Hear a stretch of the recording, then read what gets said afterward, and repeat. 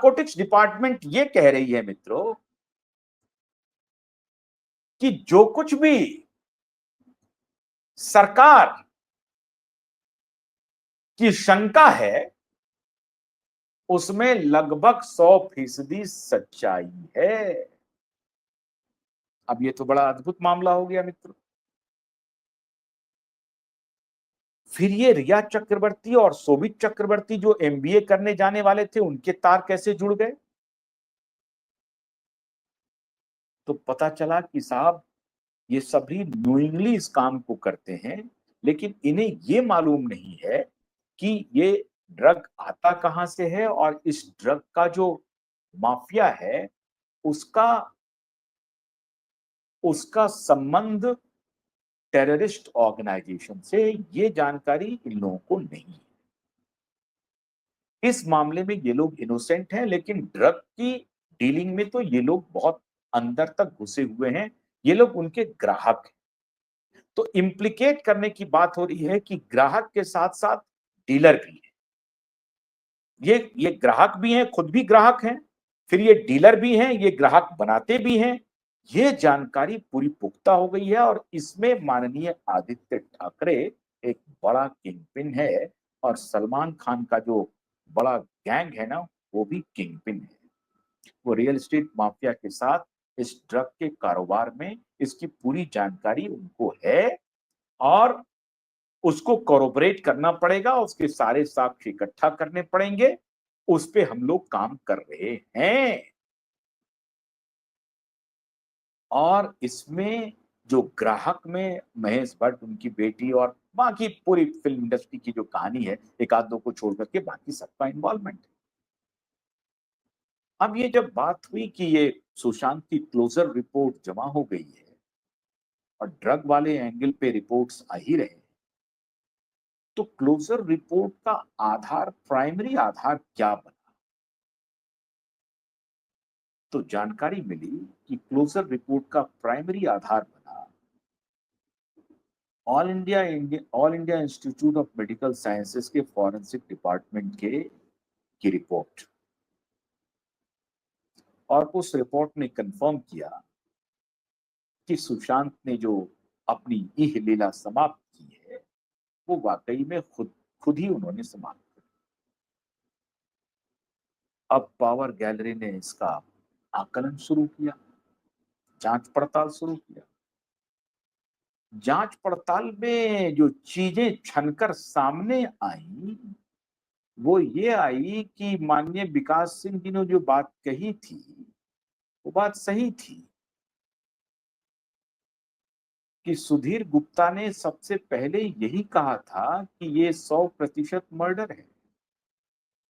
लेकिन बाद में कोई एक व्यक्ति है मुंबई का जो दिल्ली के कुछ लोगों के साथ मिल करके इसको वॉर लेवल पे मैनेज किया और ये पूरी प्रक्रिया उन्होंने बदल दी है। अब मान लीजिए कि वो व्यक्ति कौन है? सुधीर गुप्ता एंड उनकी टीम से उनकी कोई मुलाकात हुई है? दिल्ली में वो कौन व्यक्ति है जो सुधीर गुप्ता से मुलाकात कर रहा है? सुधीर गुप्ता किन से मिल रहे हैं? सुधीर गुप्ता कब मिले? सुधीर गुप्ता ने पहले क्यों कहा, फिर क्यों मन बदला? अब इसके डिटेल्स भी पावर गैलरी के पास है।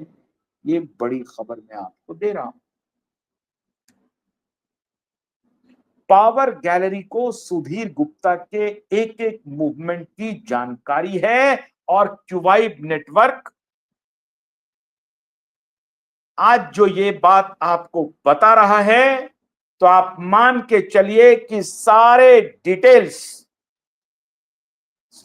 के सारे डिटेल्स किस जांच एजेंसी के पास है मैं आज उसका नाम नहीं बोलूंगा, लेकिन एक बड़ी जांच एजेंसी के पास सुधीर गुप्ता के हॉबनॉबिंग की सारे डिटेल्स मौजूद हैं और मुंबई का वो एक जो सरगना है जो इस पूरी व्यूह रचना को रचने का धंधा किया है, उसके भी डिटेल्स उनको मिल चुके हैं।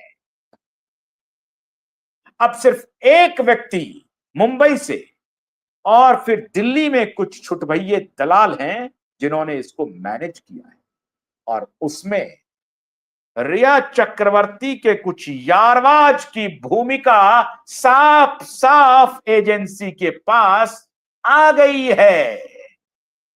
और उस रिया चक्रवर्ती के यारवाज की कहानी पावर गैलरी को पता चल चुका है। कहते हैं ना कि गुनहगार कितनी भी चालाकी करे, वो गुनाह से बच नहीं सकता, वो अपने हजारों निशान छोड़ के जाता है।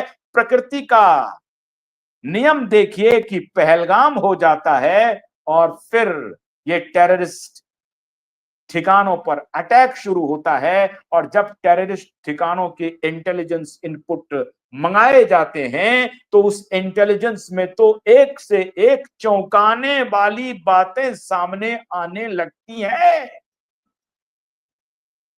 कि ये जो टेररिस्ट को पैसा जा रहा है वो ड्रग की कमाई का पैसा है, और ड्रग के जो हजारों करोड़ के खेप पकड़ा रहे हैं वो पाकिस्तान के रास्ते भारत पहुंच रहा है।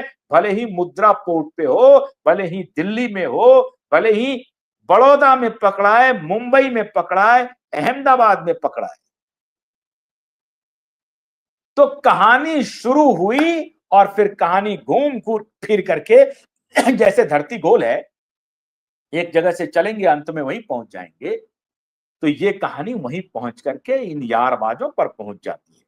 लेकिन यारबाज को यह मालूम नहीं है कि हमारा संपर्क किसी टेररिस्ट ऑर्गेनाइजेशन है। जैसे कि संजय दत्त को यह मालूम नहीं था कि हम जो हथियार अपने पास रख रहे हैं उस हथियार का प्रयोग ये लोग आने वाले दिनों में मुंबई बॉम्ब ब्लास्ट में करने वाले, आरडीएक्स रखने का या जो कुछ भी रखा था। तो 7 साल की सजा हुई संजय दत्त को। और जिस प्रकार से कि अभी हमारी जो एक एक्ट्रेस थी महामंडलेश्वर बन गई थी, आपने देखा उनको, खूबसूरत अदाकारा 90s की, तो वो जो महामंडलेश्वर बनी थी अभी बाद में पता चला कि वो 10 करोड़ रुपए दे करके महामंडलेश्वर बनी थी। वो और उनके पति गोस्वामी दोनों को मुंबई की एक अदालत ने कहा कि यू आर हैबिचुअल ऑफेंडर, और बार बार मैं वार्न कर रहा हूं कि आप लोग ये ड्रग का पूरा धंधा चला रहे हो और जल्दी हम आपको जेल भेजेंगे। तो वो दोनों पति पत्नी भाग गए दुबई, वहां से धंधा चल रहा था और बड़ा ही चंगा धंधा चल रहा था दोनों पति पत्नी का। अब उन्होंने देखा, रूट देखिए क्या लिया उन्होंने। मैंने सबसे पहले क्यूबाइब नेटवर्क ने इसे एक्सपोज किया था कि अगर ये माननीय अभिनेत्री महाकुंभ पहुंच रही हैं तो इनके निशाने पर इस देश को और तबाह करना हो गया है। मतलब धर्म के रास्ते ये धर्म में भी अब नशा घोलने की तैयारी कर रहे हैं, और बहुत सारे हमारे, आप जानते हैं, हुक्का पीते रहते हैं, नशा करते रहते हैं। वो जो धर्म के नाम पर कि ये बाबा आ गए हैं वो नशा कर रहे हैं, गांजा पी रहे हैं। तो इन्होंने वहां का रूट लिया था, लेकिन वो रूट दूसरे ही दिन क्यूबाइब नेटवर्क ने एक्सपोज